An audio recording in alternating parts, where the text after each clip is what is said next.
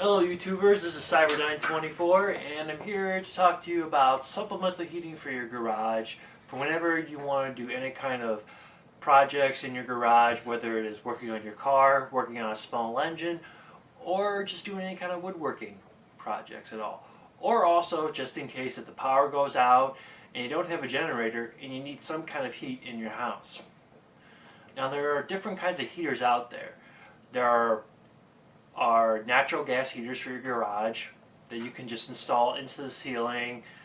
They cost quite a bit of money, plus also is you have to have someone run in a natural gas line into your garage.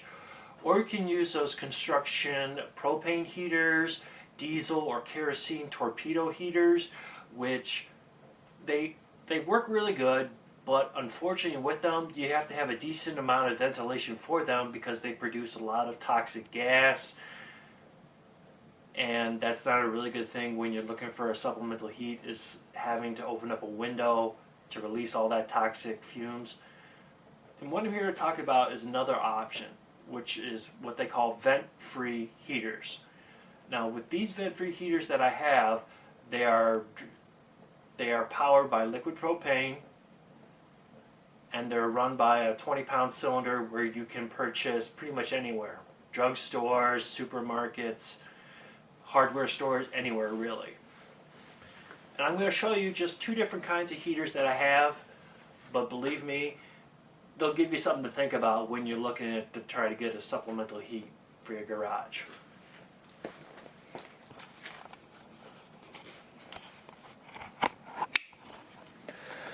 Now the first heater we have here is made by Remington. It's a cute little black one.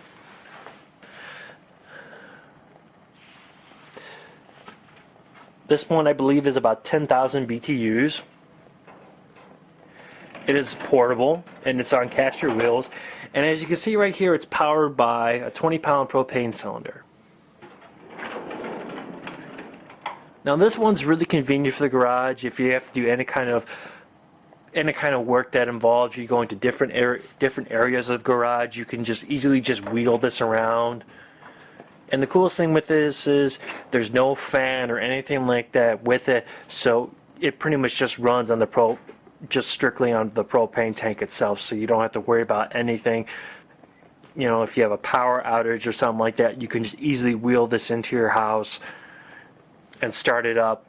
Of course, you have to bear in mind that you have to have some distance between anything that's flammable.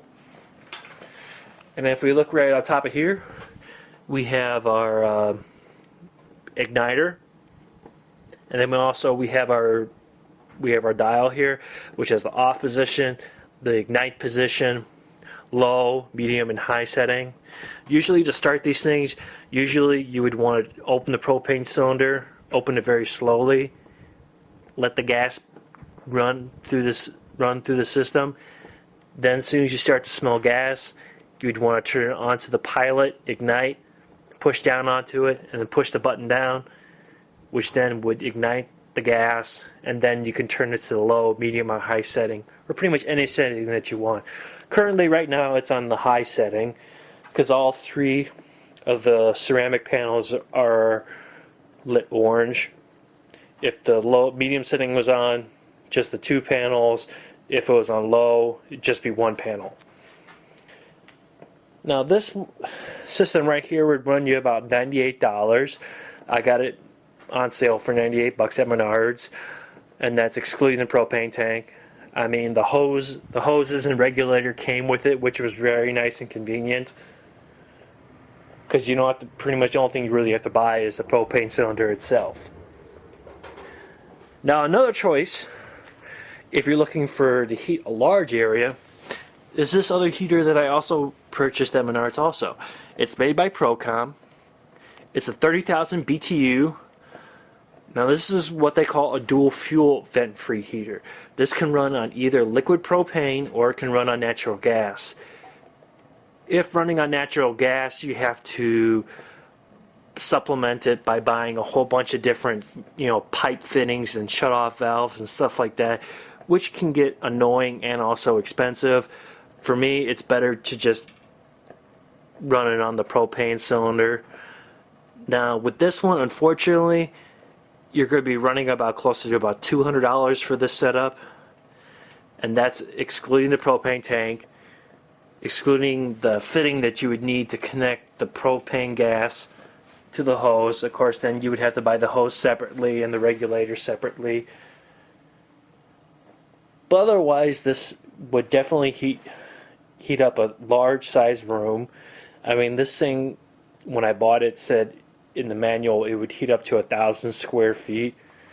And as you can see right here, it pretty much follows the same exact premise as the previous heater.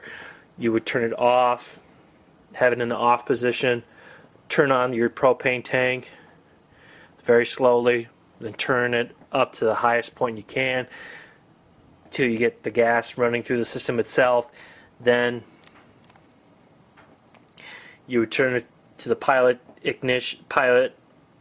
setting, hit this igniter button, which would then, if you see that little dot, the little blue dot, that's where the actual flame, where the igniter is at and where the flame kicks in. Then you would just turn this dial to whatever setting you want. This setting has 1 through 5. Now with this particular heater, it does have a supplemental fan on it that helps direct the heat.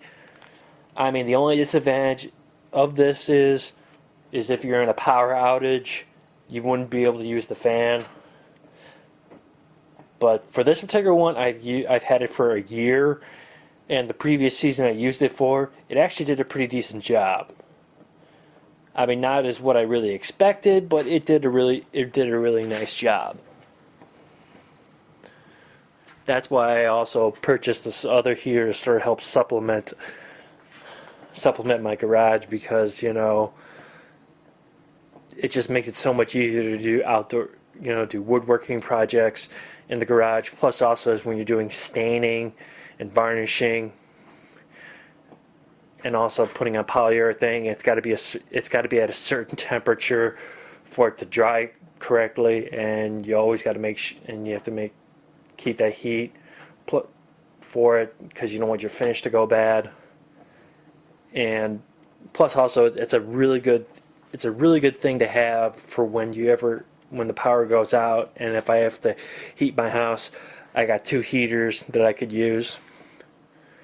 Because when you run into electric heaters and then you use a generator, a lot of those heaters pump out a lot of wattage, which would pretty much eat up any kind of small generator that you would have. And plus, also, as with these ones, especially with this Procom heater, I have it set up with a 6-foot hose. I can have the propane cylinder outside and just have the heater in the house and have it heat up the living room and not have any problems whatsoever. Well, I hope you think this video is very insightful, and it gives you some information on the idea of vent-free heaters. Believe me, they are definitely worth the money, and they will not let you down. Thank you, and you have a good day.